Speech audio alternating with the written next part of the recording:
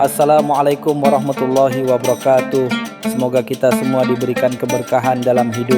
Amin ya rabbal alamin. Abu Nawas tidak pernah takut miskin. Ternyata ini alasannya. Di sebuah pagi yang cerah di Baghdad, ketika aroma roti baru dipanggang menyebar di ganggang sempit, seorang saudagar kaya dari Basra bernama Harun al-Rashid, bukan khalifah, hanya kebetulan namanya sama, tiba di kediaman Abu Nawas. Saudagar itu dengan jubah sutra dan sorban mewah tampak gusar. Ia telah mendengar tentang kearifan Abu Nawas, namun ragu apakah orang yang terlihat santai ini benar-benar bisa membantunya.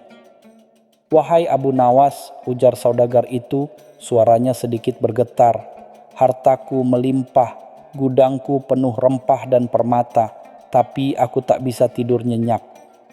Aku dihantui ketakutan akan kemiskinan, seolah-olah besok semua akan lenyap.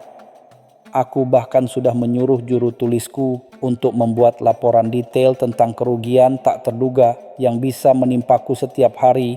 Laporan itu panjangnya melebihi gulungan kitab suci." Kabar tentang kegelisahan saudagar kaya ini sampai ke telinga Khalifah Harun al-Rashid. Khalifah yang gemar menguji kecerdasan Abu Nawas memerintahkan Abu Nawas menghadap. "Wahai Abu Nawas," titah Khalifah dengan senyum tipis, "saudagar dari Basra itu dihantui ketakutan miskin, padahal ia bergelimang harta. Aku ingin kau menyembuhkan ketakutannya tanpa menyentuh hartanya sedikit pun. Jika kau berhasil, kuberikan sekantung dinar emas. Jika gagal, kau akan membersihkan kandang unta selama sebulan." Abu Nawas tersenyum tipis.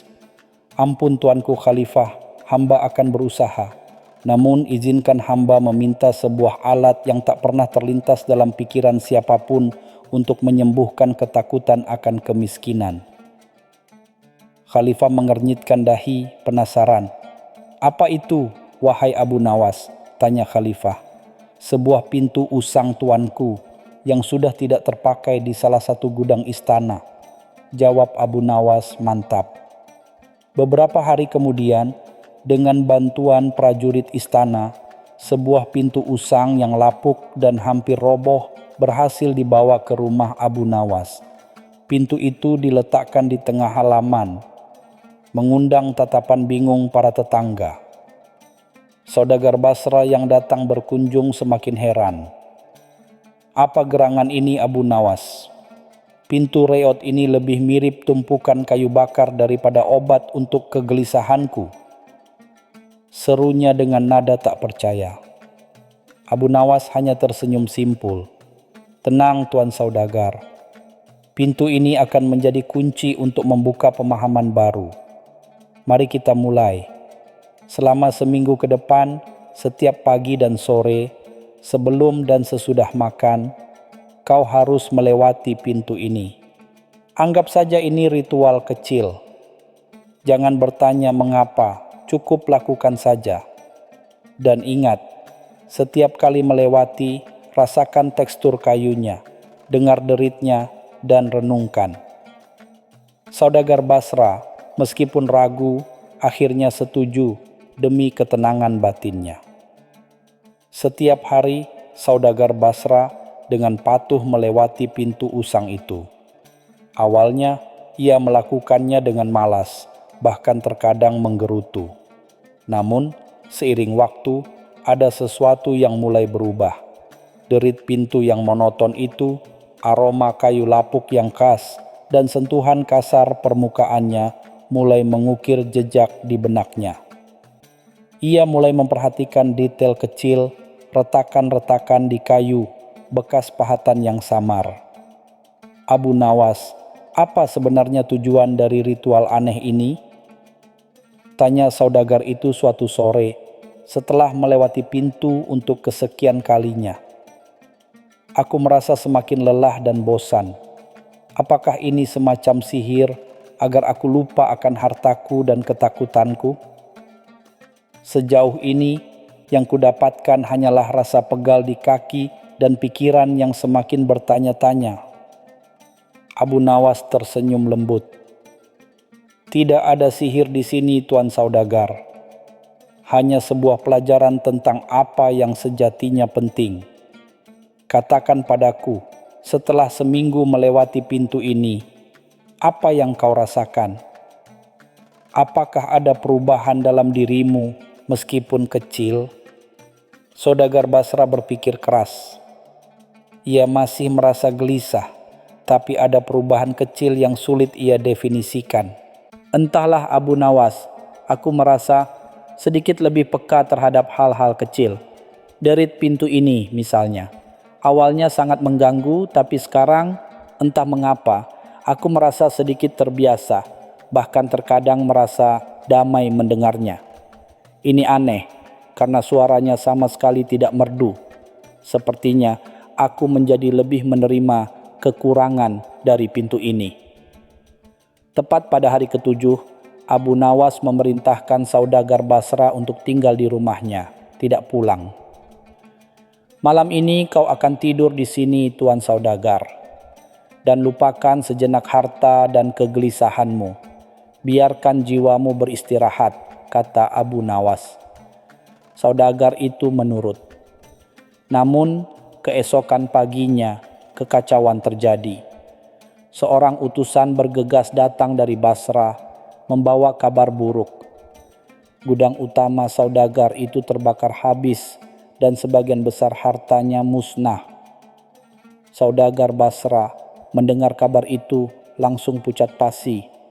Ia gemetar nyaris pingsan. Ini pasti ulahmu Abu Nawas. Kau ingin aku miskin agar aku tak lagi takut miskin. Ini semua konspirasi, teriaknya menuding Abu Nawas dengan jari gemetar. Abu Nawas hanya menatapnya dengan tenang. Tenang Tuan Saudagar. Mari kita lihat semuanya dengan jernih. Kemarilah, lewatilah pintu ini sekali lagi sebelum kau panik. Dengan langkah gontai, Saudagar Basra melewati pintu usang itu. Tangannya menyentuh kayu lapuk, matanya menatap retakan. Air matanya menetes, bukan hanya karena kehilangan harta, tetapi juga karena kebingungan. Namun, saat ia melangkah keluar dari balik pintu, sesuatu yang luar biasa terjadi. Ia mendapati dirinya masih bernapas, masih bisa berdiri, dan yang terpenting, ia tidak mati karena kehilangan hartanya. Aku masih hidup, bisiknya, suaranya parau.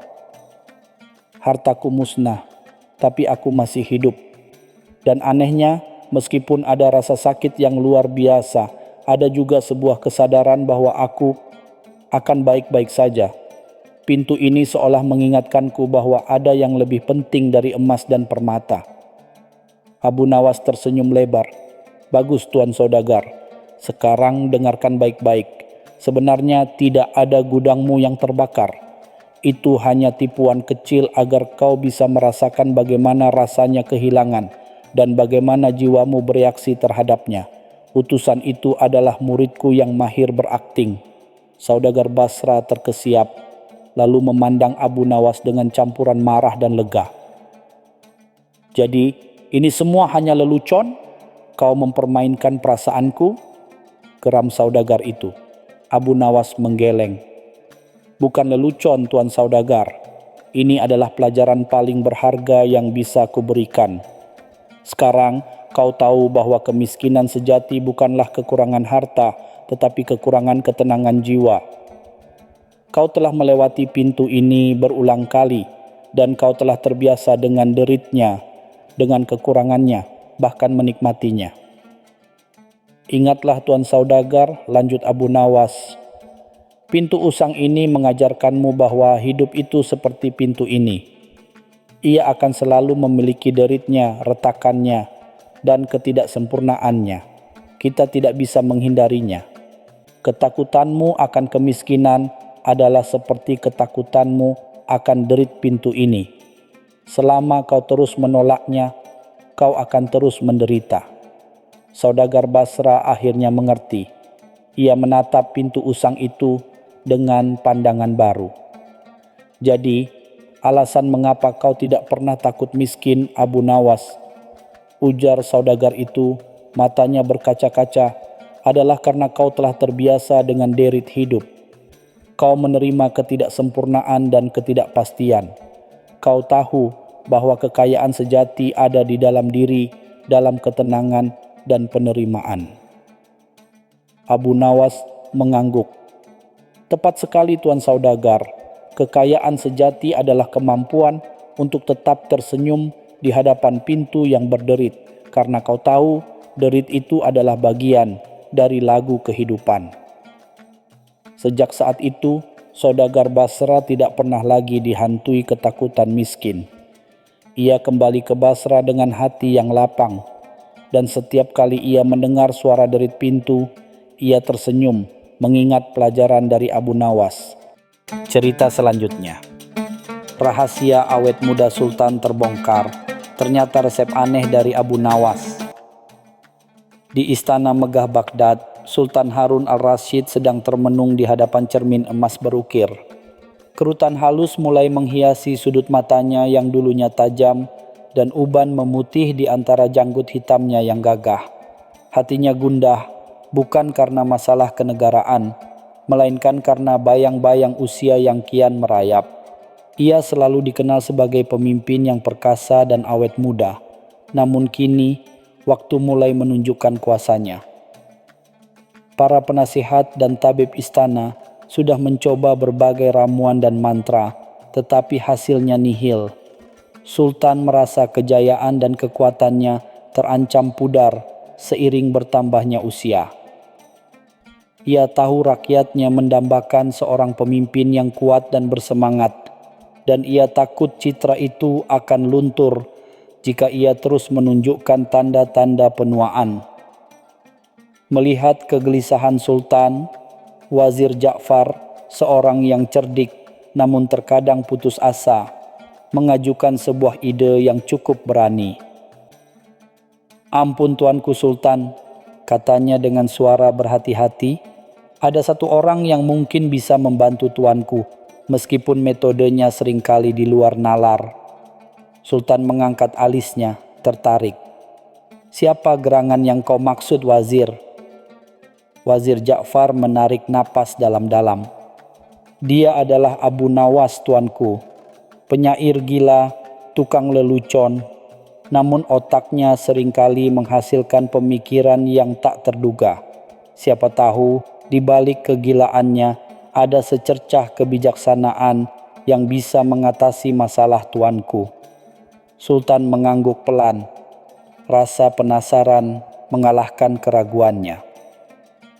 Ia tahu Abu Nawas memang sering membuat kekacauan, tetapi juga seringkali memberikan solusi yang brilian dengan caranya sendiri. Pagi itu, Abu Nawas sedang asik menikmati secangkir kopi hitamnya di beranda rumahnya yang sederhana, sambil mengarang pantun-pantun jenaka. Tiba-tiba, suara derap kaki kuda dan teriakan prajurit istana memecah keheningan. Beberapa pengawal istana dengan seragam kebanggaan mereka berdiri di depan pintu rumahnya, membuat warga sekitar terheran-heran. Komandan pengawal dengan wajah serius menyampaikan perintah Sultan. "Abu Nawas, engkau dipanggil menghadap Sultan Harun al-Rasyid sekarang juga. Ada urusan penting yang tak bisa ditunda." Abu Nawas tersenyum simpul. Ia tahu pasti ada sesuatu yang unik yang menantinya di istana. Ini bukan pertama kalinya ia dipanggil untuk urusan yang penting di mata Sultan, yang seringkali berakhir dengan lelucon atau teka-teki aneh. Setibanya di istana, Abu Nawas langsung dihadapkan pada Sultan yang duduk di singgasana dengan wajah muram. "Abu Nawas," ujar Sultan tanpa basa-basi, "aku membutuhkan bantuanmu untuk mengatasi masalah yang sangat pribadi." Abu Nawas menunduk hormat menanti kelanjutan ucapan Sultan. Ia sudah bisa menebak bahwa masalah ini tidak ada hubungannya dengan strategi perang atau hukum syariah. Sultan kemudian menjelaskan kegelisahannya tentang penuaan dan keinginannya untuk tetap terlihat awet muda. Ia menceritakan bagaimana semua usaha para tabib telah gagal. Abu Nawas mendengarkan dengan saksama, sesekali mengangguk dan sesekali tersenyum tipis. Dalam benaknya, ia sudah mulai menyusun rencana yang pasti akan membuat gempar istana. "Jadi, tuanku ingin tetap terlihat muda?" tanya Abu Nawas setelah Sultan selesai berbicara. "Aku bisa melakukannya, tuanku, tapi ada beberapa syarat dan persiapan yang harus tuanku ikuti dengan ketat." Sultan mengangguk antusias. "Apapun itu akan aku lakukan, Abu Nawas." Abu Nawas lalu mulai menjelaskan resepnya yang tak masuk akal. "Tuanku harus bangun setiap sebelum subuh, kemudian pergi ke pasar dan memilih sendiri 10 butir telur ayam kampung yang baru menetas, masih hangat. Lalu telur-telur itu harus direbus di air kencing unta muda yang masih perawan, kemudian diminum langsung di bawah sinar bulan purnama sambil mengenakan jubah sutra terbalik dan menyanyi lagu Kasih Ibu dengan nada sumbang." Sultan dan Wazir Ja'far terperangah. Mereka tidak percaya dengan apa yang mereka dengar. Wajah Sultan berubah masam. "Kau bercanda, Abu Nawas. Itu resep yang konyol dan tidak masuk akal." Abu Nawas tersenyum tipis. "Tuanku, semua resep yang masuk akal sudah dicoba dan tidak berhasil, bukan? Ini adalah resep yang tidak masuk akal dan saya jamin ini akan berhasil. Jika tidak, tuanku boleh memenggal kepala saya." Sultan terdiam sejenak. Janji Abu Nawas yang berani dan rasa putus asa yang mendalam membuatnya akhirnya setuju. "Baiklah, Abu Nawas, aku akan mencoba resep gilamu ini. Jika berhasil, aku akan memberimu hadiah yang melimpah ruah. Jika tidak, bersiaplah untuk nasibmu." Abu Nawas membungkuk hormat, dalam hati tertawa geli membayangkan wajah Sultan saat menjalankan ritual anehnya. Maka dimulailah ritual aneh Sultan setiap malam. Setiap sebelum subuh, Sultan dengan sembunyi-sembunyi pergi ke pasar ditemani beberapa pengawal yang setia dan bingung. Dengan jubah tertutup rapat, ia memilih telur ayam kampung, membuat para pedagang bingung dan berbisik-bisik. Setelah itu, dengan susah payah, mereka mencari unta muda perawan dan mengumpulkan air kencingnya. Para dayang istana dan pelayan yang melihat tingkah laku Sultan menjadi bahan tertawaan diam-diam di seluruh istana. Mereka melihat Sultan mengenakan jubah sutra terbalik, memegang telur rebus yang berbau aneh, dan menyanyikan lagu Kasih Ibu dengan suara fals di bawah sinar bulan. Berita tentang kegilaan Sultan ini menyebar dari mulut ke mulut, namun tak ada yang berani mengungkapkannya secara terang-terangan. Semua bertanya-tanya, apa gerangan yang membuat Sultan melakukan hal-hal gila ini? Setelah beberapa minggu menjalankan ritual aneh ini, sesuatu yang aneh mulai terjadi. Sultan memang tidak langsung terlihat muda seperti waktu muda, kerutan di wajahnya masih ada. Namun, ada perubahan lain yang jauh lebih mencolok. Sultan yang dulunya murung dan gelisah karena penuaan, kini terlihat lebih ceria dan bersemangat. Ia tertawa lebih sering, tidurnya lebih nyenyak, dan bahkan nafsu makannya meningkat. Ia tidak lagi fokus pada kerutan di cermin, melainkan pada keunikan dan kelucuan ritual yang ia jalankan setiap malam. Kecemasannya tentang penuaan perlahan hilang, digantikan oleh kegembiraan dan keanehan proses itu sendiri. Ia menemukan humor dalam situasi tersebut, dan itu mengubah pandangannya tentang diri sendiri. Beberapa bulan berlalu. Sultan Harun al-Rashid kini benar-benar terlihat awet muda dalam arti yang berbeda. Bukan karena kerutan di wajahnya menghilang, melainkan karena semangat hidupnya yang kembali menyala. Ia terlihat segar, bersemangat, dan penuh tawa. Para wazir dan pejabat istana heran melihat perubahan drastis ini, dan mereka mulai berbisik-bisik bahwa resep aneh Abu Nawas benar-benar berhasil. Suatu hari, Sultan memanggil Abu Nawas ke hadapannya. "Abu Nawas," kata Sultan dengan senyum lebar, "resep anehmu memang berhasil. Aku merasa lebih muda dan lebih bersemangat dari sebelumnya. Tapi, jujur saja, aku masih tidak mengerti bagaimana telur rebus di air kencing unta muda bisa membuatku awet muda." Abu Nawas tersenyum puas. "Ampun tuanku, sebenarnya resep itu tidak ada hubungannya dengan awet muda secara fisik. Telur, air kencing unta, bahkan nyanyian sumbang itu hanyalah pengalihan. Tujuan saya adalah agar tuanku sibuk dengan ritual yang konyol dan aneh ini." Sultan mengernyitkan dahi, menunggu penjelasan lebih lanjut. "Setiap kali tuanku melakukan ritual itu, tuanku pasti tertawa, merasa bodoh, dan kemudian tertawa lagi karena kebodohan itu. Tawa dan kegembiraan itulah yang membuat tuanku melupakan kekhawatiran tentang penuaan. Kegembiraan hati tuanku adalah resep awet muda yang sesungguhnya. Dengan melakukan hal-hal yang lucu dan tidak biasa, tuanku terpaksa tertawa, dan tawa itu membuat tuanku merasa ringan dan bahagia. Jiwa yang bahagia adalah jiwa yang awet muda, tuanku." Sultan Harun al-Rashid terdiam sejenak, kemudian tertawa terbahak-bahak. Ia akhirnya memahami kecerdikan Abu Nawas. Ia memang merasa lebih muda dan ceria, bukan karena ramuan ajaib, tetapi karena ia menemukan kembali kebahagiaan dalam hidupnya, berkat resep aneh yang memaksa dirinya untuk tertawa.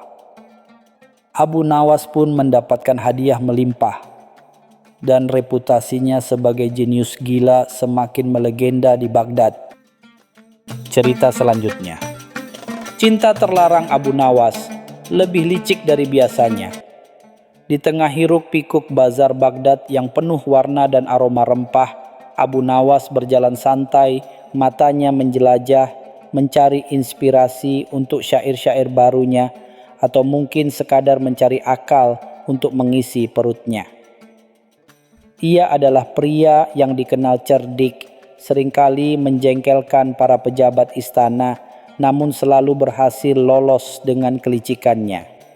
Namun, langkahnya terhenti di depan sebuah toko kain sutra, bukan karena keindahan kainnya, melainkan karena sosok di baliknya. Seorang wanita berparas anggun, dengan mata seindah malam Baghdad, sedang menata tumpukan kain. Seolah panah tak terlihat menembus jantungnya, Abu Nawas merasakan getaran aneh, sesuatu yang belum pernah ia rasakan sebelumnya. Abu Nawas segera mendekati pedagang buah di samping toko kain itu. "Saudaraku," bisiknya, "siapakah gerangan wanita jelita di toko sutra itu?" Pedagang itu melirik sekilas, lalu berbisik kembali dengan nada hati-hati, "Itu adalah Fatimah, putri Qadi Agung. Hati-hati Abu Nawas, ia adalah tunangan Pangeran Mansur." Mendengar nama Fatimah dan tunangan pangeran, jantung Abu Nawas terasa mencelos. Cinta terlarang, sebuah ironi yang begitu akrab dengan kisah-kisah penyair, kini menghampirinya. Namun, alih-alih mundur, api kelicikan dalam dirinya justru berkobar. Ia harus menemukan cara. Malam itu di kediamannya yang sederhana, Abu Nawas tak bisa tidur. Bayangan Fatimah terus menari-nari di benaknya. Ia tahu mendekati putri Qadi Agung yang sudah bertunangan dengan pangeran adalah tindakan berbahaya, bahkan gila. Namun, ia tak bisa menolak dorongan hati. Sebuah rencana mulai terbentuk di benaknya, rumit dan penuh risiko. Ia harus menggunakan segala kecerdasan dan kelicikannya untuk mendekati Fatimah. tanpa menimbulkan kecurigaan dari Pangeran Mansur yang terkenal kejam maupun Qadi Agung yang berwibawa. Beberapa hari kemudian, Abu Nawas terlihat sering mondar-mandir di sekitar taman istana. Ia tahu Fatimah sering menghabiskan waktu di sana, membaca atau sekadar menikmati keindahan bunga-bunga. Dengan hati-hati, ia menyiapkan gulungan perkamen dan pena bulu. Di bawah rembulan yang terang, ia mulai menuliskan syair-syair. Bukan syair pujian biasa, melainkan syair yang tersembunyi maknanya, yang hanya akan dimengerti oleh hati yang peka. Ia berharap suatu saat syair ini akan sampai ke tangan Fatimah. Suatu sore saat Fatimah sedang berjalan sendirian di taman, Abu Nawas memberanikan diri.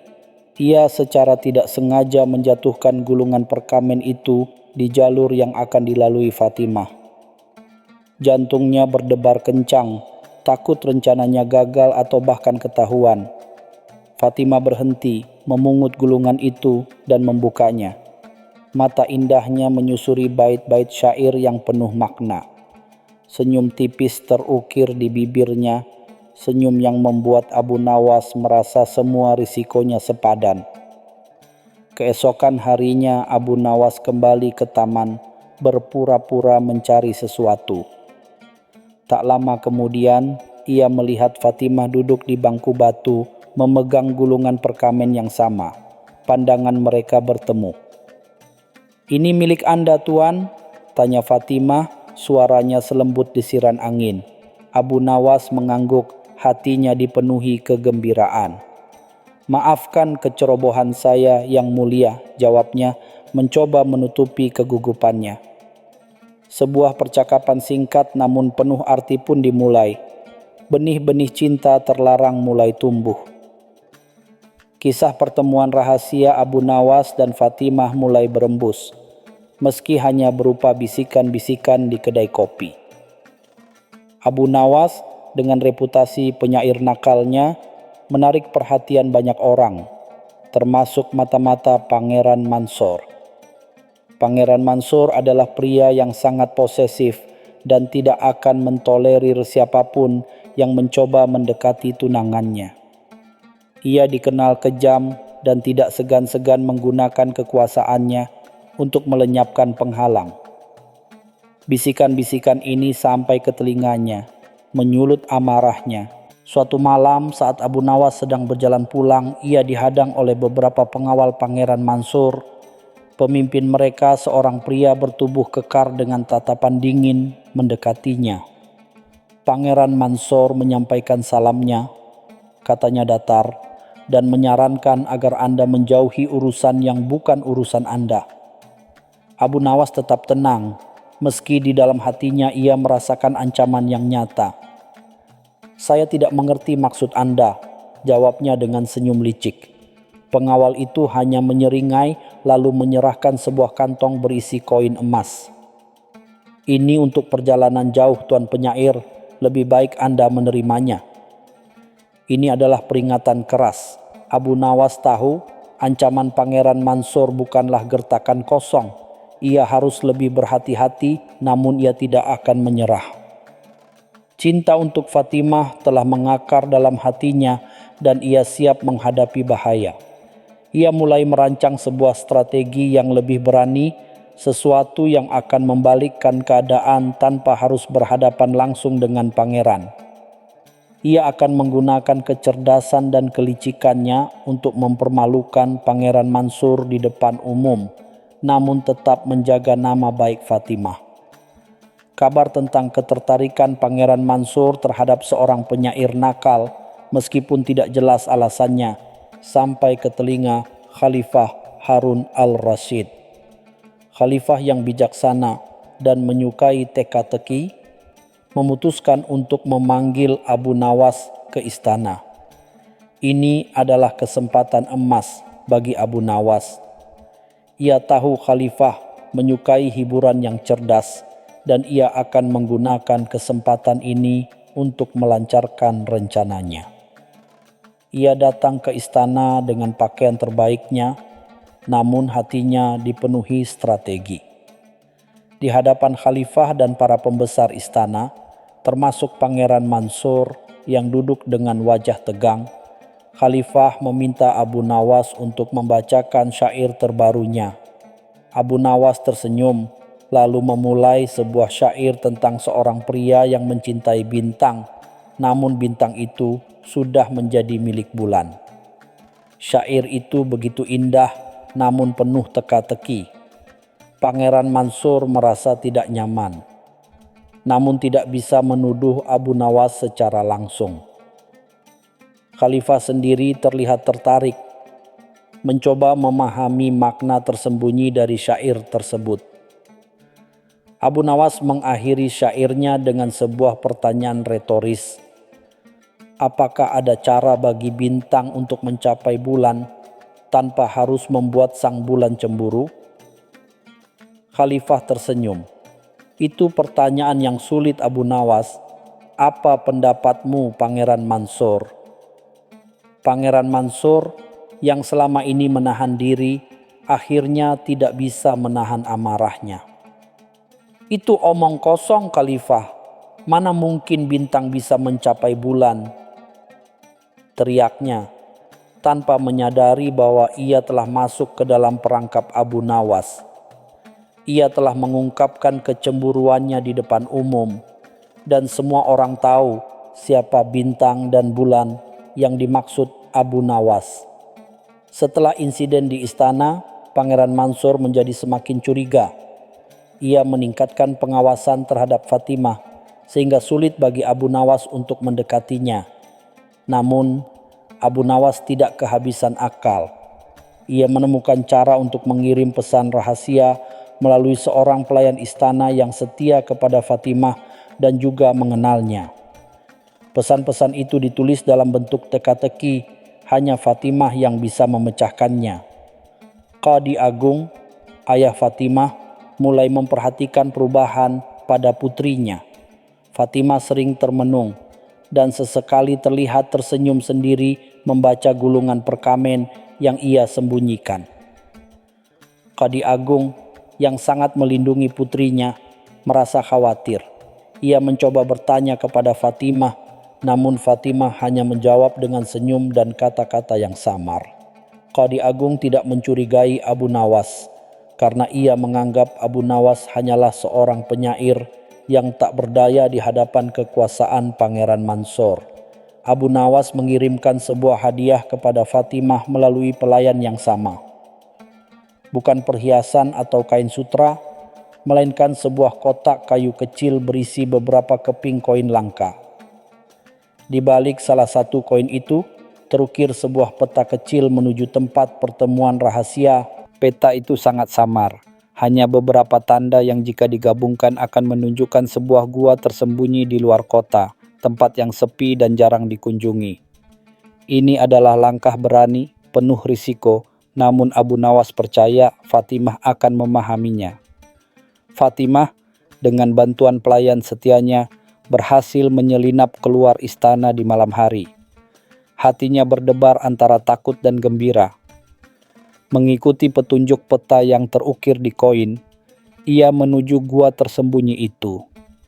Abu Nawas sudah menunggunya, sebuah lentera kecil menerangi wajahnya. Pertemuan itu begitu singkat, namun penuh dengan luapan perasaan. Mereka berbagi cerita, kekhawatiran, dan harapan. Fatimah pun mengungkapkan bahwa ia juga memiliki perasaan yang sama. Meskipun pertemuan itu rahasia, kecurigaan Pangeran Mansur semakin memuncak. Ia menyadari Fatimah sering menghilang, dan ia mulai menyelidiki gerak-gerik pelayan istana. Ia menyuruh pengawalnya untuk mengikuti Fatimah. Namun, Abu Nawas sudah memperhitungkan ini. Ia meninggalkan jejak palsu, mengarahkan pengawal Pangeran Mansur ke arah yang salah. Para pengawal akhirnya tersesat di luar kota tanpa menemukan jejak Fatimah. Abu Nawas tahu mereka tidak bisa terus bertemu secara rahasia. Bahaya semakin mengintai. Ia mengusulkan sebuah rencana pelarian yang nekat, meninggalkan Baghdad untuk sementara waktu hingga badai mereda. Fatimah terkejut, namun di lubuk hatinya, ia tahu ini adalah satu-satunya jalan. Ia meminta waktu untuk berpikir, dan Abu Nawas memberinya cincin perak miliknya sebagai tanda kesepakatan jika Fatimah memutuskan untuk ikut dengannya. Cincin itu adalah kunci bagi rencana selanjutnya. Pangeran Mansur akhirnya menemukan cincin perak Abu Nawas di kamar Fatimah saat ia menggeledah kamar itu secara paksa. Amarahnya meluap-luap. Ia segera membawa Fatimah ke hadapan Khalifah Harun ar-Rasyid, menuduhnya melakukan pengkhianatan. Khalifah yang sudah mengetahui sebagian besar intrik ini dari mata-matanya, mendengarkan dengan tenang. Ia tahu Abu Nawas selalu memiliki tujuan yang lebih besar di balik setiap kelicikannya, dan ia ingin mendengar kebenaran langsung dari Fatimah. Dengan air mata berlinang, Fatimah menceritakan semuanya tentang perasaannya terhadap Abu Nawas dan betapa ia tidak pernah mencintai Pangeran Mansur. Ia menjelaskan bagaimana pangeran telah mengekang hidupnya dan bagaimana Abu Nawas telah memberikan harapan. Khalifah mendengarkan dengan seksama, sesekali melirik ke arah Pangeran Mansur yang wajahnya memerah menahan malu dan amarah. Khalifah Harun ar-Rasyid adalah seorang yang menjunjung tinggi keadilan dan kebahagiaan rakyatnya. Setelah mendengar pengakuan Fatimah dan mempertimbangkan situasi, Khalifah Harun ar-Rasyid membuat keputusan yang mengejutkan. Ia membatalkan pertunangan Fatimah dengan Pangeran Mansur. Ia menyatakan bahwa cinta tidak bisa dipaksakan dan kebahagiaan sejati lebih berharga daripada perjanjian politik. Pangeran Mansur sangat marah, namun ia tidak bisa membantah keputusan Khalifah. Khalifah kemudian memanggil Abu Nawas, dan setelah memberinya sedikit teguran atas kenakalannya, ia merestui hubungan Abu Nawas dan Fatimah. Abu Nawas dan Fatimah setelah melewati berbagai rintangan, akhirnya bisa bersama membuktikan bahwa cinta sejati, bahkan yang terlarang sekalipun, bisa mengalahkan segala intrik dan kelicikan. Bagaimana menurut Anda? Apakah cerita ini menarik dan sesuai dengan yang Anda inginkan? Adakah bagian yang ingin Anda ubah atau tambahkan? Cerita selanjutnya. Abu Nawas dan lomba melukis teraneh di kerajaan. Baghdad gempar. Sebuah pengumuman istimewa dari Khalifah Harun al-Rasyid terpampang di gerbang istana. Bukan sayembara puisi, bukan adu kepandaian ilmu falak, melainkan sebuah kompetisi yang tak terduga. Lomba melukis teraneh di kerajaan. Syaratnya pun tak kalah ganjil. Lukisan harus mampu membuat siapapun yang melihatnya berpikir keras, bahkan sedikit gila. Para seniman istana saling pandang, dahi mereka berkerut. Seumur-umur, belum pernah ada sayembara lukisan semacam ini.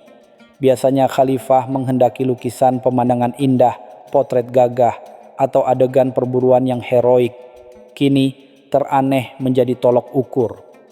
Banyak yang berpikir, ini pasti salah satu ide iseng Khalifah yang terkenal nyeleneh. Abu Nawas yang sedang asyik menyeruput kopi kurma di kedai kopi langganannya, mendengar desas usul ini. Telinganya berkedut. Ia tahu di balik sayembara aneh ini pasti ada maksud tertentu dari Khalifah yang selalu senang menguji akal orang-orangnya. Namun, melukis sesuatu yang aneh dan membuat berpikir keras bukanlah keahliannya. Ia lebih piawai dengan kata-kata dan tipu muslihat.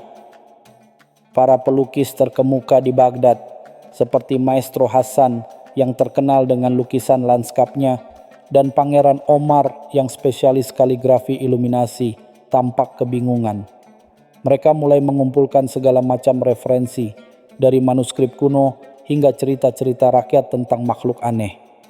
Bahkan ada yang mulai mencoba melukis binatang berkepala dua atau pohon berbicara, namun hasilnya justru terkesan konyol, bukan aneh yang memprovokasi pikiran.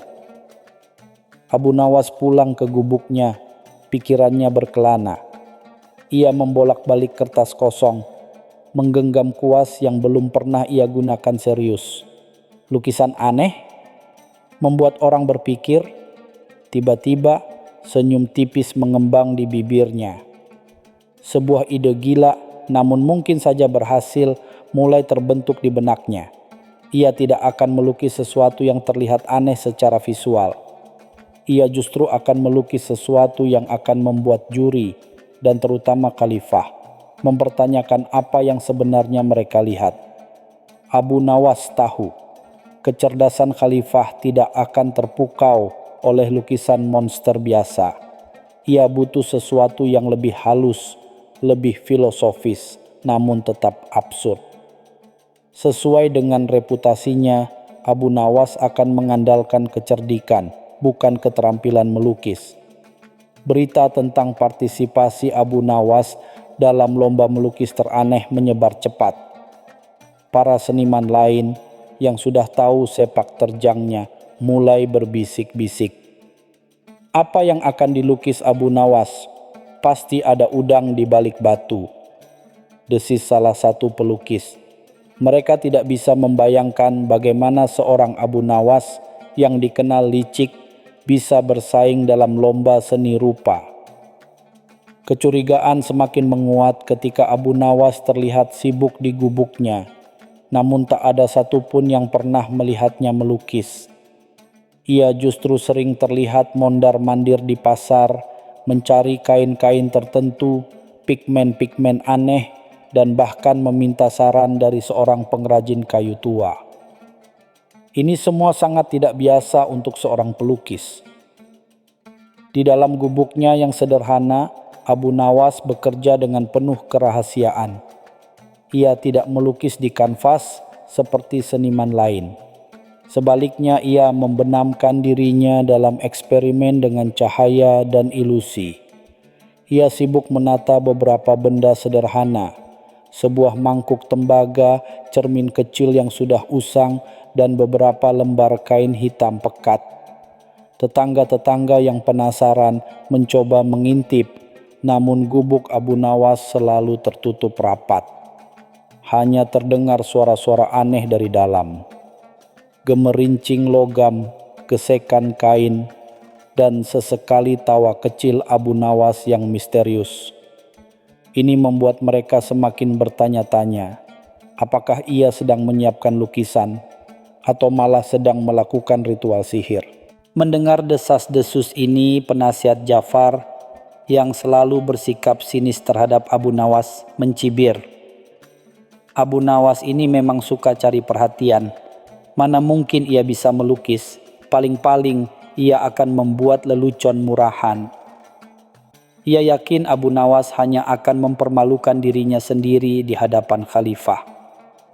Namun Abu Nawas tetap tenang. Ia tahu apa yang akan ia lakukan.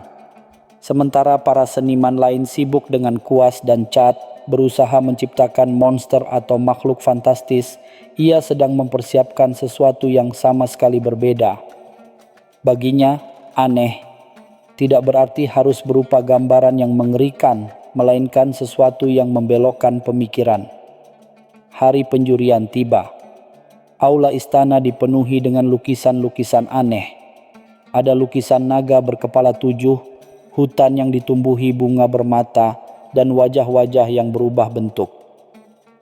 Para seniman tampak tegang, berharap lukisan mereka mampu memukau khalifah dan memenangkan hadiah yang menggiurkan. Khalifah Harun al-Rashid duduk di singgasananya, ditemani penasihat Ja'far dan para juri.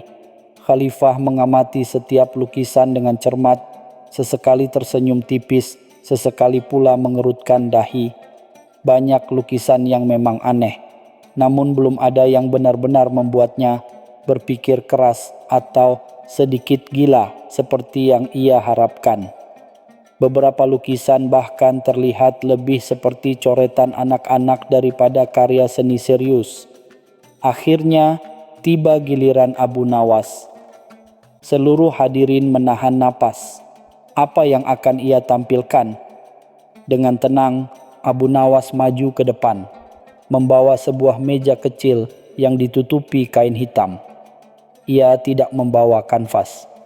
Penasihat Ja'far tersenyum mengejek, yakin Abu Nawas akan mempermalukan dirinya. Abu Nawas meletakkan beberapa benda di atas meja. Sebuah mangkuk tembaga yang kosong, sebatang lilin yang menyala, dan selembar kain yang tampak tidak istimewa. Tidak ada kuas, tidak ada cat, tidak ada kanvas. Para juri dan khalifah saling pandang, kebingungan. Ini bukan lukisan. Ini lebih mirip pertunjukan sulap murahan. Ampun Baginda Khalifah, kata Abu Nawas dengan hormat.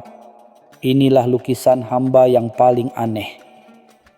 Ia kemudian memadamkan lilin dan tiba-tiba dari mangkuk tembaga kosong itu terpantul bayangan samar. Bayangan itu bergerak, berubah bentuk, seolah-olah ada sesuatu yang tak terlihat sedang menari di dalamnya. Penasihat Ja'far tertawa terbahak-bahak. Itu hanya pantulan cahaya Abu Nawas. Mana lukisanmu? Ini tipuan. Namun, Khalifah Harun al-Rashid yang dikenal cerdas justru menatap bayangan itu dengan saksama.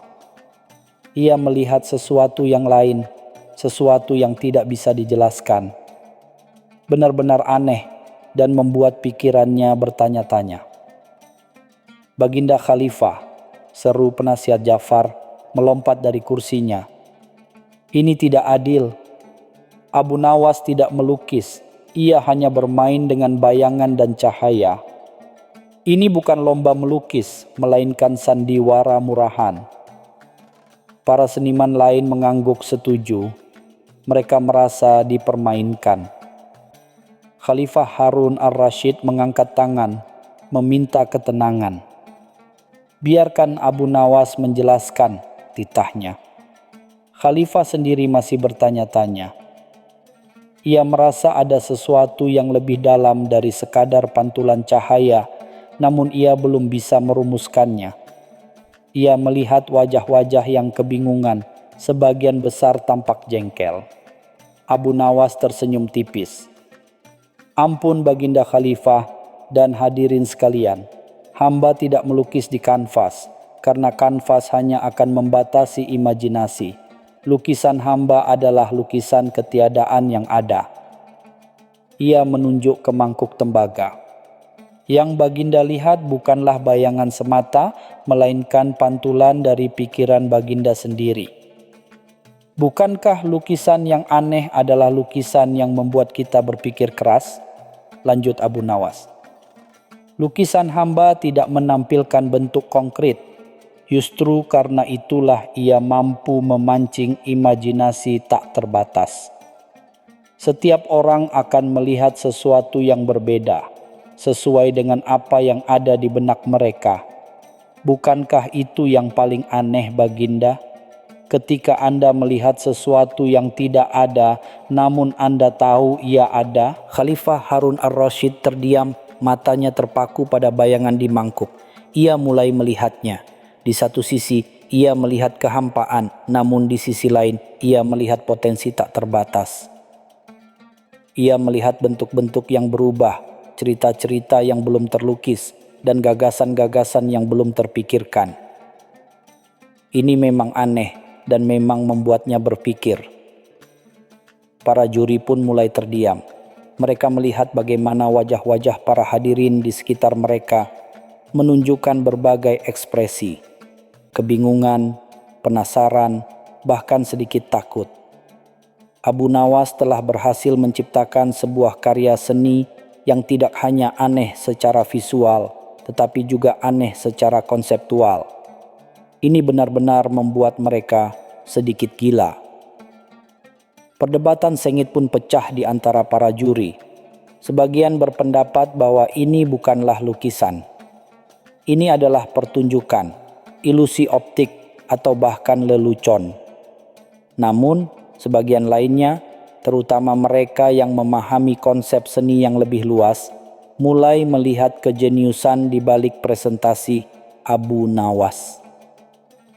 Baginda Khalifah, kata salah satu juri yang bijaksana, Jika seni adalah ekspresi dan lukisan adalah bentuk ekspresi visual, maka karya Abu Nawas ini adalah ekspresi visual dari ketiadaan yang ada.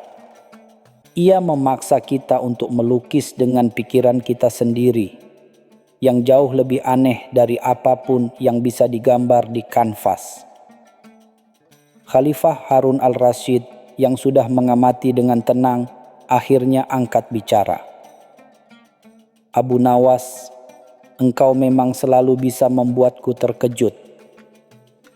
Ia memandang penasihat Ja'far yang masih cemberut. Ja'far, bukankah kita mencari lukisan yang paling aneh, yang mampu membuat kita berpikir keras, bahkan sedikit gila? Lukisan-lukisan lain memang aneh, lanjut Khalifah, tetapi anehnya hanya sebatas bentuk. Lukisan Abu Nawas ini anehnya melampaui bentuk. Ia aneh dalam konsepnya, dalam kemampuannya memancing imajinasi, dan dalam keberaniannya menentang definisi. Ini bukan sekadar bayangan, ini adalah lukisan yang belum selesai, yang harus diselesaikan oleh setiap mata yang melihatnya.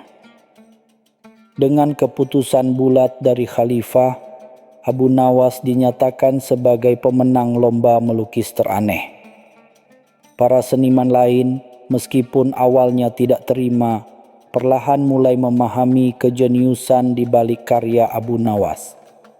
Mereka mengakui bahwa mereka tidak pernah terpikir untuk melukis ketiadaan atau menggunakan ilusi cahaya sebagai medium. Abu Nawas menerima hadiahnya dengan senyum puas. Ia telah membuktikan bahwa seni tidak selalu harus terikat pada kanvas dan cat. Terkadang, sebuah ide yang aneh dan provokatif mampu mengalahkan ribuan sapuan kuas. Kemenangan ini semakin mengukuhkan reputasinya sebagai seorang yang cerdik dan tak terduga. Kisah kemenangan Abu Nawas dalam lomba melukis teraneh menyebar ke seluruh Baghdad. Banyak orang yang penasaran berbondong-bondong datang ke istana untuk melihat lukisan ketiadaan yang aneh itu. Mereka melihat mangkuk tembaga kosong itu dan mencoba mencari tahu apa yang sebenarnya mereka lihat. Beberapa orang melihat hantu, yang lain melihat pemandangan indah, dan ada pula yang hanya melihat kehampaan. Fenomena ini menjadi perbincangan hangat di pasar-pasar, kedai kopi, dan bahkan di kalangan para sarjana. Setiap orang memiliki interpretasi sendiri tentang apa yang mereka lihat, dan itu persis seperti yang diharapkan Abu Nawas. Kemenangan Abu Nawas juga memicu gelombang inspirasi baru di kalangan seniman Baghdad. Mereka mulai bereksperimen dengan konsep-konsep yang lebih abstrak, dengan ilusi dan dengan seni instalasi yang tidak hanya berwujud gambar di kanvas.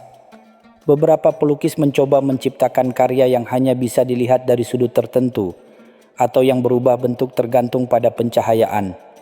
Definisi seni di Baghdad pun melebar. Seni tidak lagi hanya terbatas pada representasi yang realistis atau indah. Ia juga bisa menjadi sebuah ide, sebuah pengalaman, atau bahkan sebuah pertanyaan yang memancing imajinasi. Abu Nawas dengan lukisan ketiadaannya telah membuka cakrawala baru bagi dunia seni di Baghdad.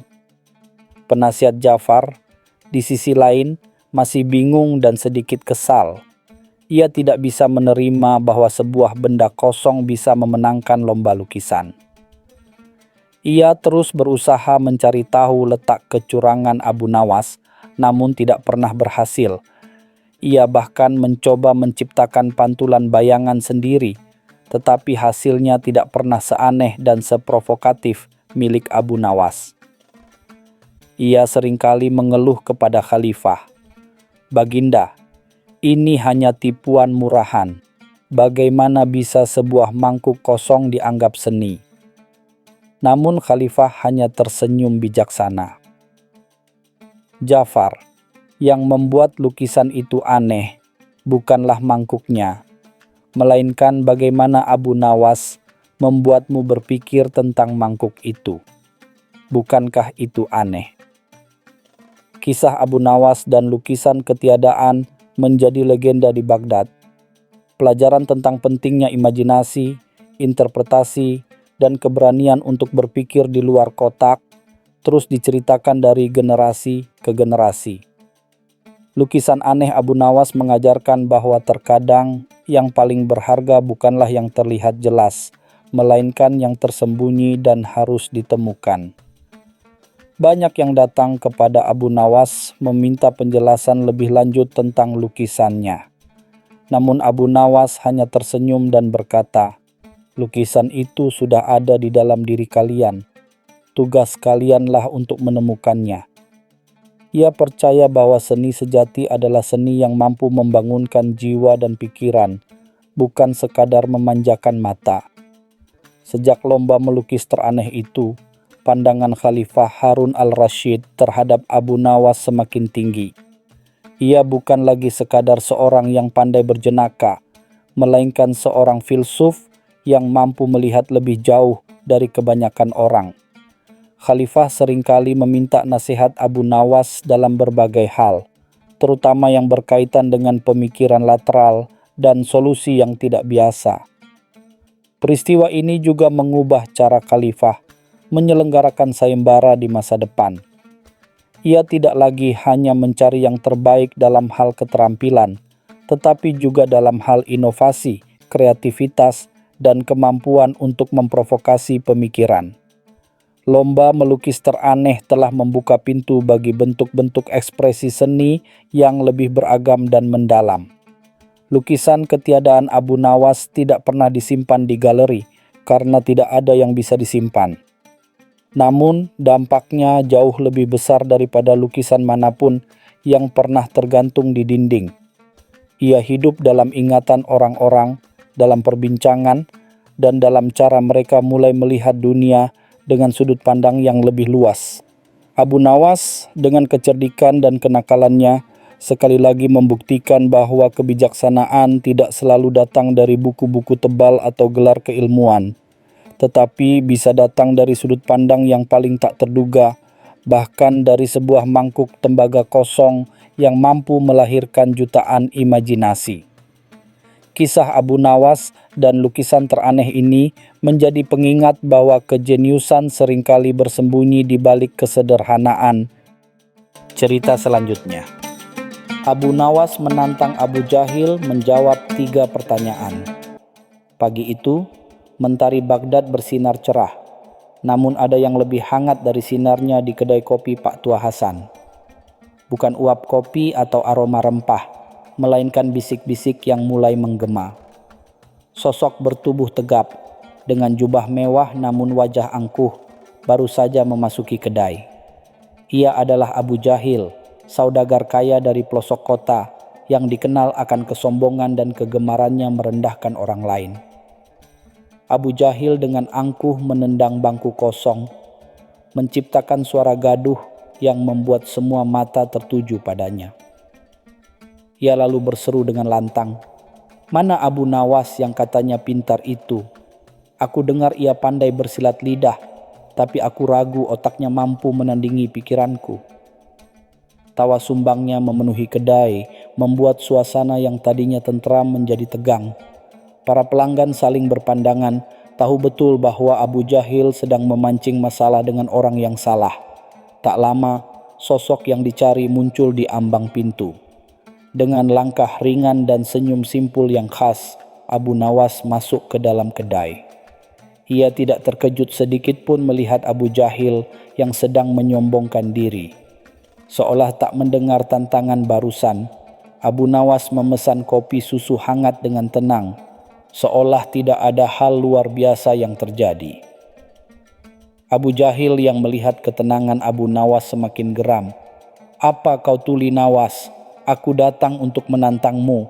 Aku punya 3 pertanyaan yang takkan bisa engkau jawab." Abu Nawas menyeruput kopinya perlahan, lalu menatap Abu Jahil dengan tatapan jenaka. 3 pertanyaan? Wah, sepertinya kau sedang berbaik hati. Aku kira kau akan menanyakan 5 pertanyaan, karena otakmu tampak lebih besar dari biasanya pagi ini." Abu Jahil tersipu malu mendengar sindiran Abu Nawas, namun ia berusaha menutupi kekesalannya dengan tawa paksa. "Jangan banyak omong, Nawas. Jika kau bisa menjawab ketiga pertanyaanku, aku akan berikan seluruh kekayaanku padamu. Tapi jika tidak, kau harus mencium sepatu budakku di hadapan seluruh penduduk Baghdad." Senyum licik terukir di bibirnya. Abu Nawas melirik sepatu Abu Jahil yang berkilau, lalu mengamati kerumunan orang di kedai yang mulai berbisik-bisik penasaran. Ia kemudian mengangguk setuju dengan tenang. "Deal, tapi ada satu syarat," kata Abu Nawas, suaranya pelan namun jelas. "Jika aku menjawab pertanyaanmu, kau harus menyerahkan seluruh kekayaanmu.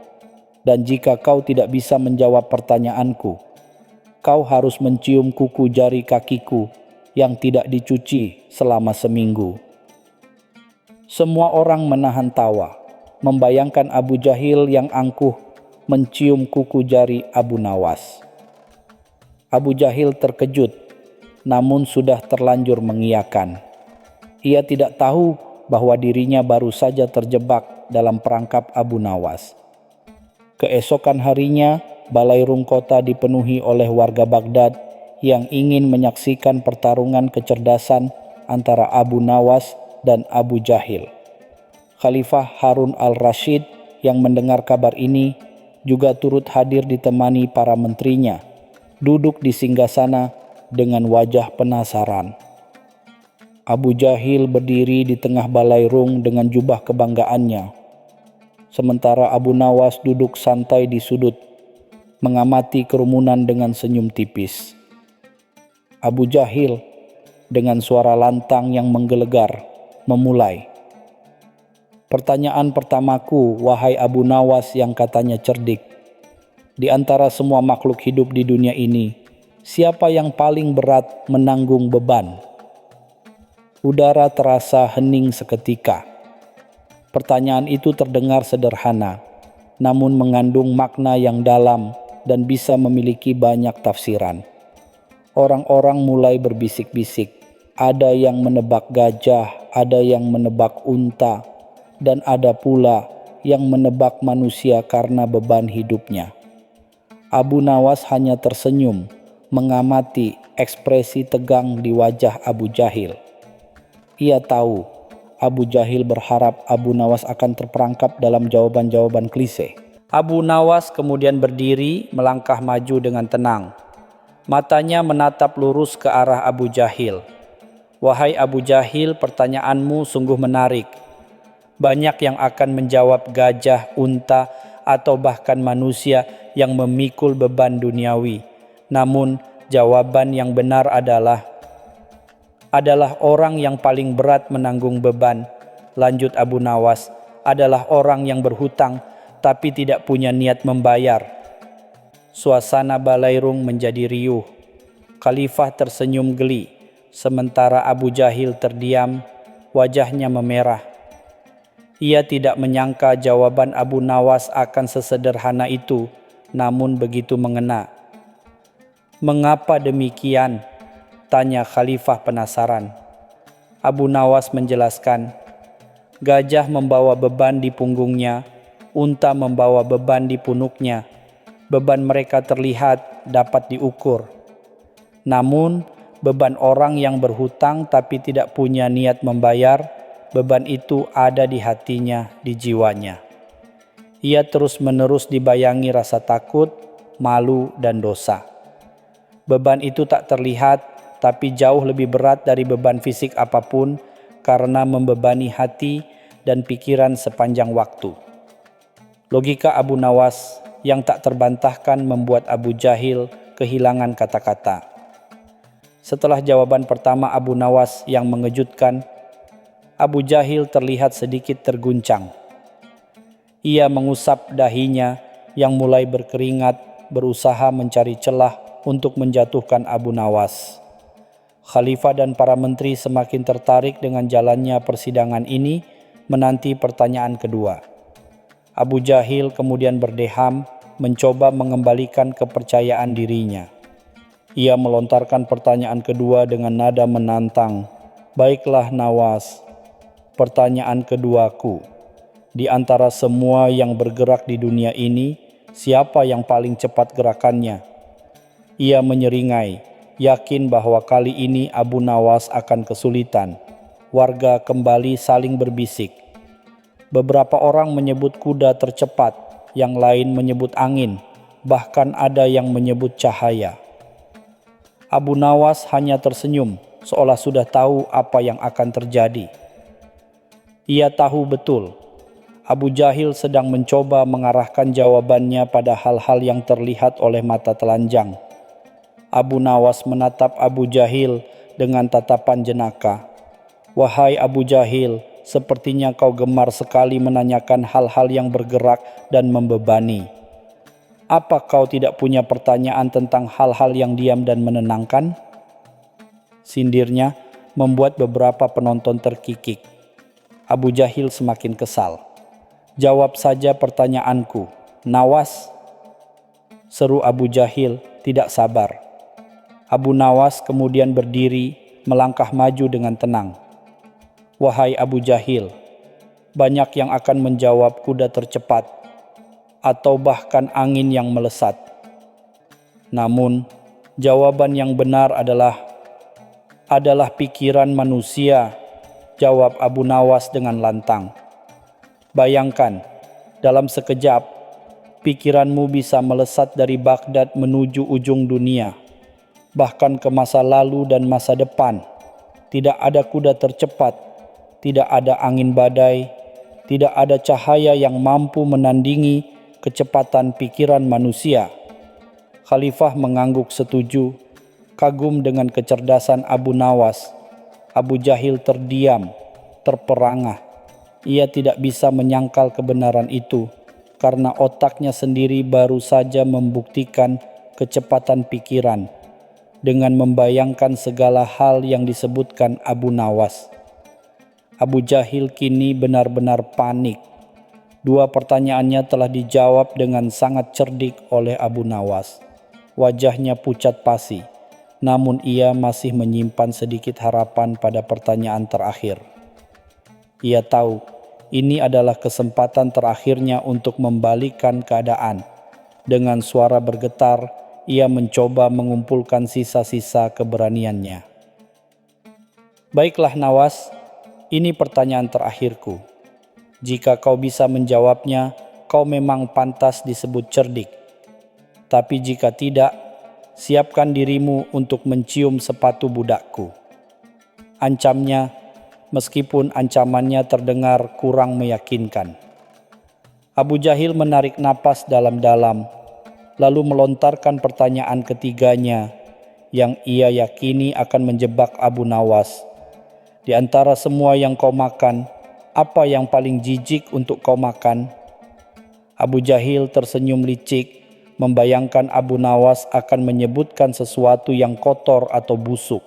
Para penonton mulai berbisik-bisik, menebak-nebak.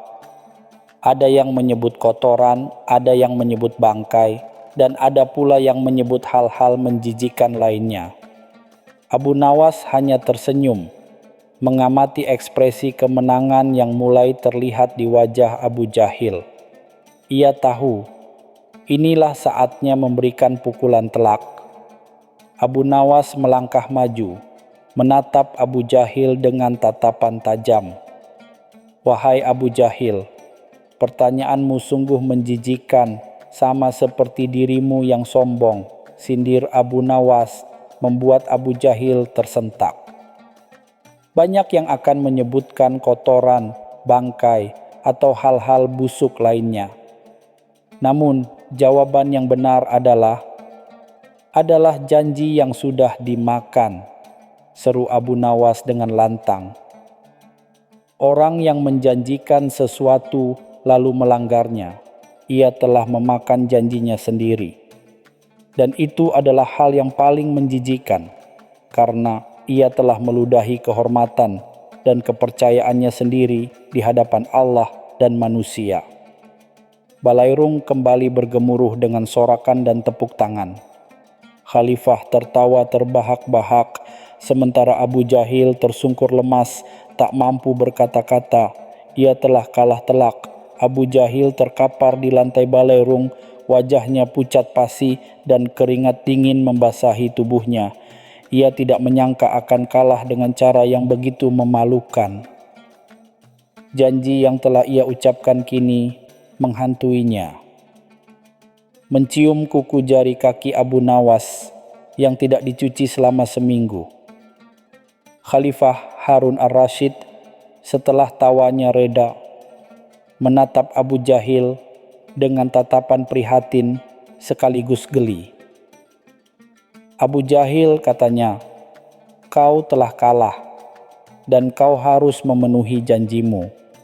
Itu adalah pelajaran bagimu agar tidak sombong dan meremehkan orang lain. Warga yang memadati balairung pun menanti-nanti momen yang menjijikkan itu. Beberapa orang bahkan menutupi hidung mereka, membayangkan bau yang akan tercium. Abu Nawas sendiri hanya tersenyum tipis, menikmati kemenangannya dengan tenang. Ia tahu Abu Jahil tidak akan berani melanggar janji di hadapan khalifah. Abu Jahil mencoba bangkit, namun lututnya terasa lemas.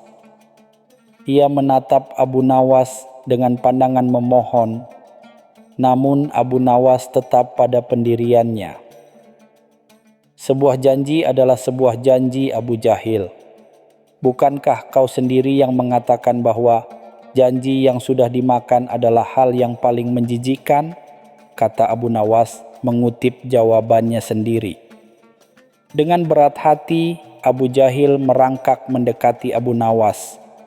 Ia melihat kuku jari kaki Abu Nawas yang memang terlihat tidak terawat. Hatinya bergejolak antara jijik dan malu yang luar biasa.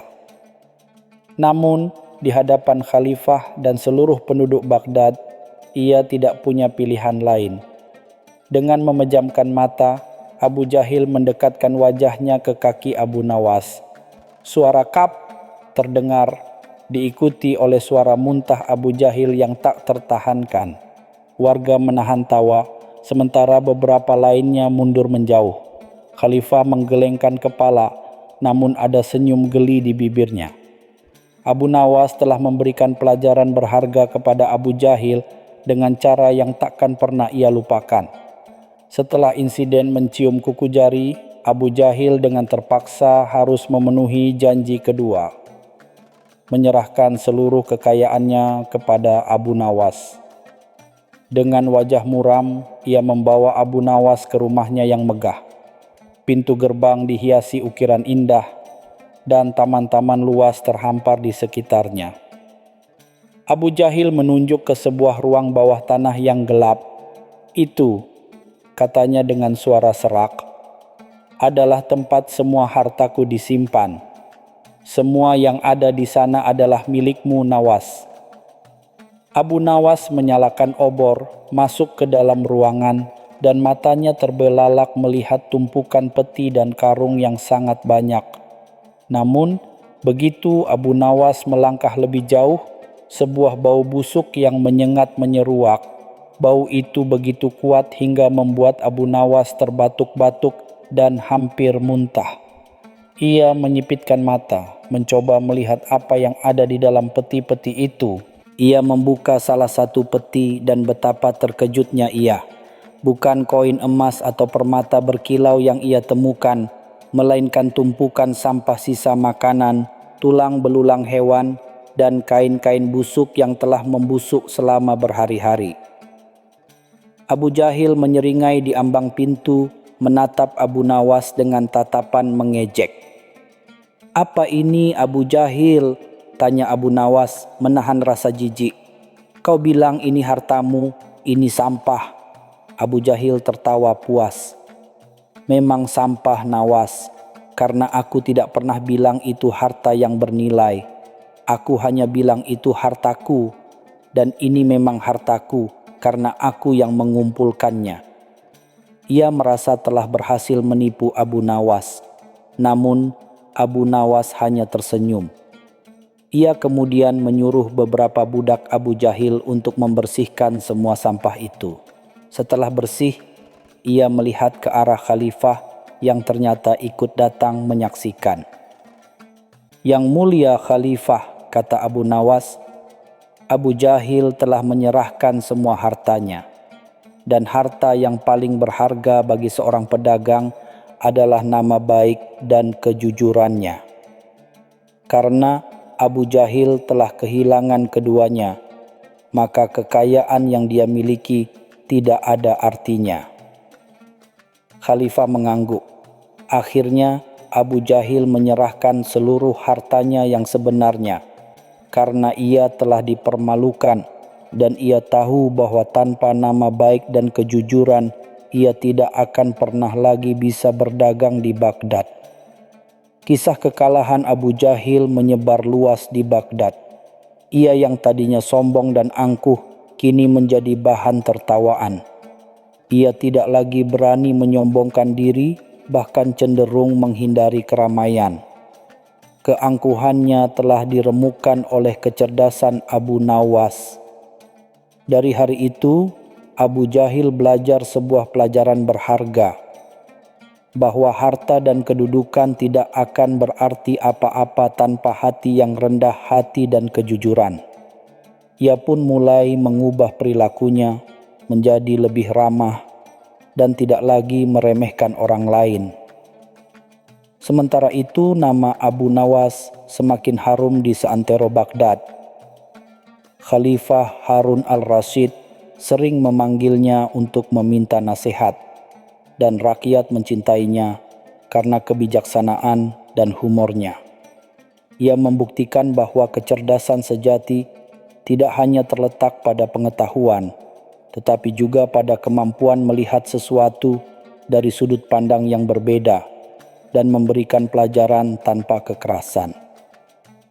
Abu Nawas tetap hidup sederhana, tidak tergiur oleh kekayaan yang ia dapatkan dari Abu Jahil. Ia membagikan sebagian besar harta itu kepada fakir miskin, dan sisanya ia gunakan untuk mengembangkan ilmunya dan membantu orang-orang di sekitarnya. Sejak saat itu, Baghdad menjadi kota yang lebih damai. Para saudagar tidak lagi berani berlaku sombong, dan orang-orang belajar untuk menghargai kecerdasan dan kejujuran di atas segalanya. Kisah Abu Nawas dan Abu Jahil menjadi legenda, diceritakan dari generasi ke generasi sebagai pengingat akan pentingnya kerendahan hati dan kebijaksanaan. Abu Nawas dengan senyum khasnya seringkali terlihat duduk di kedai kopi Pak Tua Hasan, menikmati kopi susu hangatnya. Sesekali Abu Jahil akan datang, tidak lagi dengan angkuh, melainkan dengan wajah hormat. Mereka berdua terkadang bercanda, mengenang hari-hari pertarungan kecerdasan itu dengan tawa yang lebih tulus. Cerita selanjutnya.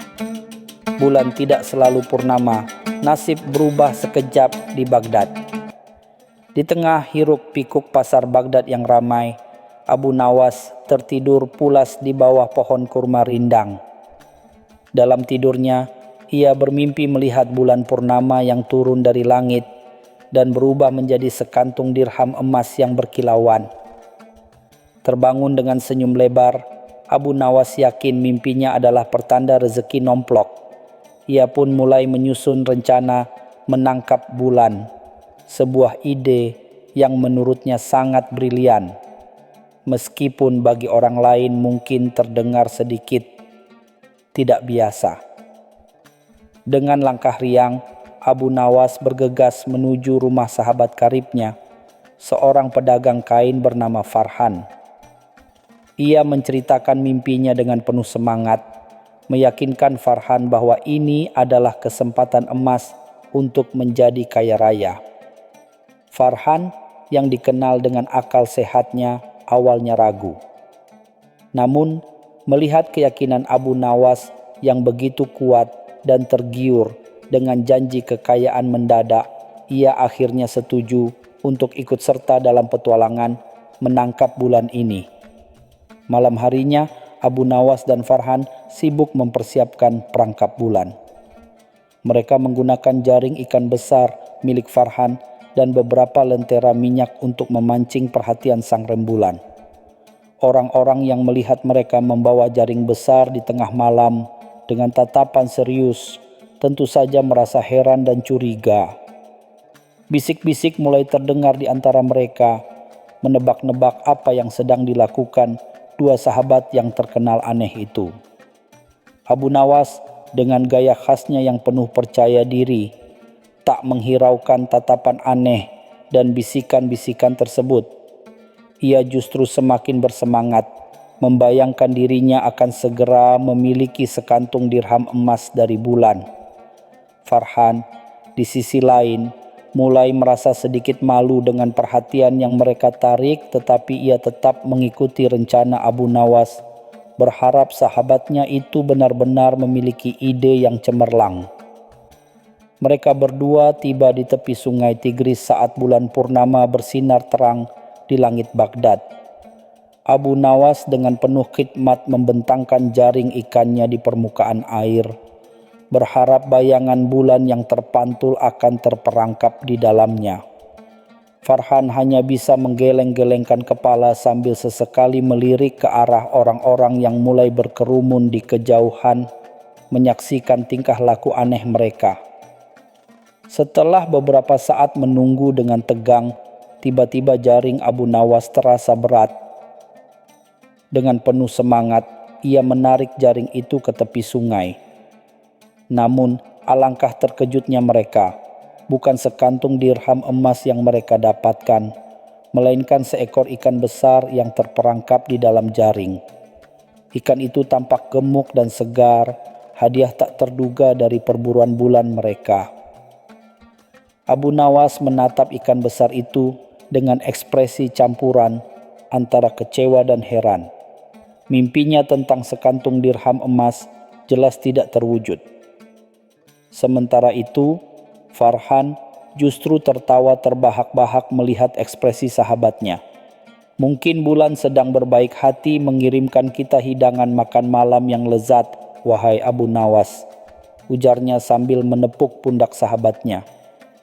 Meskipun awalnya kecewa, Abu Nawas tidak bisa menolak aroma segar ikan itu. Perutnya yang memang sudah keroncongan sejak tadi malam langsung bereaksi. Mereka berdua memutuskan untuk membawa ikan itu pulang dan memasaknya. Aroma ikan bakar yang menggoda segera memenuhi rumah Abu Nawas, membuat mereka melupakan sejenak kegagalan mereka menangkap bulan. Abu Nawas dan Farhan menikmati hidangan ikan bakar itu dengan lahap. Sambil menyantap makanan lezat tersebut, mereka mulai merenungkan kejadian malam ini. Farhan dengan bijak menasihati Abu Nawas bahwa mimpi memang indah, tetapi kenyataan seringkali berbeda. Ia mengingatkan Abu Nawas untuk tidak terlalu terpaku pada khayalan dan lebih menghargai rezeki yang datang dalam bentuk lain. Abu Nawas, meskipun dengan sedikit rasa malu, mengakui bahwa ada benarnya juga perkataan Farhan. Ia menyadari bahwa meskipun mimpinya tentang emas tidak terwujud, mereka tetap mendapatkan sesuatu yang berharga, yaitu hidangan lezat dan kebersamaan. Malam itu, Abu Nawas belajar bahwa rezeki tidak selalu datang dalam bentuk yang kita harapkan, tetapi selalu ada hikmah di balik setiap kejadian. Setelah kejadian menangkap bulan yang gagal namun berkesan itu, Abu Nawas mulai berpikir lebih realistis. Ia memiliki ide baru, yaitu berjualan ikan bakar di pasar Baghdad. Pengalamannya menangkap ikan semalam memberinya inspirasi. Ia yakin dengan sedikit sentuhan bumbu rahasianya, ikan bakar buatannya akan laris manis. Saat Abu Nawas sedang memikirkan rencana bisnis barunya, tiba-tiba pintu rumahnya diketuk. Betapa terkejutnya ia ketika melihat seorang utusan dari istana Khalifah Harun al-Rashid berdiri di depan pintunya. Utusan itu menyampaikan bahwa Khalifah mendengar tentang kejadian aneh di tepi sungai semalam dan ingin bertemu dengan Abu Nawas. Abu Nawas, meskipun terkenal dengan kecerdikannya, merasa sedikit gugup saat menghadap Khalifah Harun al-Rasyid. Ia mengenakan jubah terbaiknya, yang sayangnya sudah agak lusuh di beberapa bagian. Di hadapan Khalifah yang berwibawa, Abu Nawas berusaha bersikap tenang dan menjawab setiap pertanyaan dengan sopan. Khalifah dengan nada ingin tahu bertanya tentang kejadian di tepi sungai Tigris semalam. Abu Nawas dengan jujur menceritakan mimpinya dan usahanya menangkap bulan. Khalifah dan para pengawalnya tampak menahan tawa mendengar cerita konyol tersebut. Namun Khalifah tertarik dengan kejujuran dan keluguan Abu Nawas. Ketika Khalifah bertanya mengapa Abu Nawas begitu yakin bisa menangkap bulan, Abu Nawas menjawab dengan cerdik, "Wahai paduka yang mulia, bukankah bulan selalu tampak mengikuti kita kemanapun kita pergi? Saya pikir jika saya memasang jaring yang cukup besar, bulan pasti akan tersangkut di dalamnya karena merasa penasaran mengikuti saya." Jawaban polos namun cerdas itu membuat Khalifah tertawa terbahak-bahak.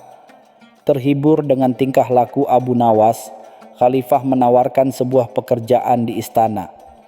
Beliau melihat potensi kecerdikan dan kelucuan Abu Nawas yang bisa menghibur dan memberikan perspektif baru dalam beberapa urusan istana. Abu Nawas tentu saja menerima tawaran itu dengan senang hati, sebuah perubahan nasib yang tak pernah ia duga sebelumnya. Tugas pertama yang diberikan Khalifah kepada Abu Nawas cukup unik. Khalifah ingin Abu Nawas mencari tahu mengapa air di kolam istana selalu berkurang setiap malam, meskipun tidak ada kebocoran yang terlihat. Para penghuni istana yang mendengar tugas baru Abu Nawas kembali saling berbisik, menebak-nebak bagaimana cara Abu Nawas memecahkan misteri aneh ini. Abu Nawas sendiri tampak berpikir keras. Ia berkeliling di sekitar kolam, memeriksa setiap sudut dan celah. Ia bahkan mencoba mengamati kolam itu di malam hari, berharap bisa menemukan jawabannya. Para penjaga istana hanya bisa menggeleng-gelengkan kepala melihat tingkah laku Abu Nawas yang kadang-kadang aneh, tetapi mereka juga penasaran dengan hasil penyelidikannya. Malam harinya, Abu Nawas bersembunyi di balik semak-semak di dekat kolam istana. Dengan sabar ia mengamati permukaan air yang tenang di bawah sinar rembulan. Setelah beberapa saat, ia melihat sesuatu yang aneh. Sekelompok kucing istana ternyata diam-diam datang ke kolam dan menjilati airnya. Mereka haus dan kolam istana menjadi sumber air bagi mereka. Abu Nawas tersenyum tipis menyadari betapa sederhananya jawaban dari misteri yang membingungkan banyak orang di istana.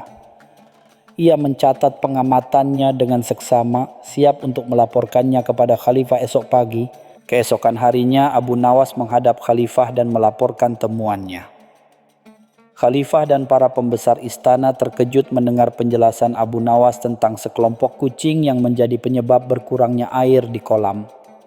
Awalnya mereka tidak percaya, tetapi setelah Abu Nawas menunjukkan bekas jejak kaki kucing di sekitar kolam, mereka akhirnya mengerti. Khalifah kemudian meminta saran Abu Nawas tentang bagaimana cara mengatasi masalah tersebut. Dengan tenang, Abu Nawas menyarankan untuk menyediakan beberapa wadah berisi air bersih di beberapa sudut taman istana agar para kucing tidak lagi harus minum dari kolam. Solusi yang sederhana namun efektif ini membuat Khalifah terkesan dengan akal cerdik Abu Nawas. Khalifah memuji kecerdikan Abu Nawas dalam memecahkan misteri kolam istana. Beliau merasa senang memiliki seorang penasihat yang tidak hanya lucu tetapi juga mampu berpikir logis. Sebagai hadiah, Khalifah memberikan Abu Nawas jubah baru yang lebih bagus dan menugaskannya untuk membantu mengawasi keuangan istana, sebuah tugas yang jauh lebih menantang. Tentu saja Tugas baru ini membuat Abu Nawas sedikit khawatir. Ia lebih terbiasa dengan ide-ide aneh dan humor daripada urusan angka dan pembukuan. Namun, ia tidak ingin mengecewakan khalifah yang telah memberinya kesempatan. Dengan tekad bulat, Abu Nawas menerima tugas tersebut, siap menghadapi tantangan baru di istana. Abu Nawas mulai mempelajari catatan keuangan istana. Angka-angka yang rumit dan istilah-istilah akuntansi membuatnya pusing. Ia merasa seperti berada di dunia yang sama sekali berbeda dari dunia mimpi dan ide-ide anehnya. Beberapa kali ia hampir menyerah, tetapi ia ingat kepercayaan yang telah diberikan khalifah kepadanya. Untungnya, Farhan, sahabatnya yang pedagang kain, sering berkunjung ke istana untuk berbisnis. Melihat kesulitan Abu Nawas, Farhan menawarkan bantuannya. Sebagai seorang pedagang yang berpengalaman, Farhan memiliki pemahaman yang baik tentang keuangan. Ia dengan sabar menjelaskan dasar-dasar akuntansi kepada Abu Nawas. Dengan bantuan Farhan, Abu Nawas mulai memahami sistem keuangan istana. Mereka bekerja sama dengan tekun, memeriksa setiap catatan dan transaksi. Lambat laun, mereka menemukan sebuah kejanggalan dalam laporan pengeluaran istana. Ada sejumlah besar uang yang tercatat keluar untuk keperluan yang tidak jelas dan tidak dapat dipertanggungjawabkan. Abu Nawas dan Farhan semakin bersemangat untuk menyelidiki lebih lanjut. Mereka yakin ada seseorang di dalam istana yang melakukan penyelewengan dana. Mereka berdua bekerja diam-diam, mengumpulkan bukti dan informasi untuk mengungkap kebenaran. Setelah mengumpulkan bukti yang cukup kuat, Abu Nawas melaporkan temuannya kepada khalifah. Khalifah sangat terkejut dan marah mendengar laporan tersebut. Setelah diselidiki lebih lanjut, terbukti bahwa salah seorang pejabat tinggi istana telah melakukan korupsi dalam jumlah yang besar. Pejabat tersebut kemudian dihukum sesuai dengan perbuatannya. Khalifah sangat berterima kasih kepada Abu Nawas atas kejujuran dan ketelitiannya.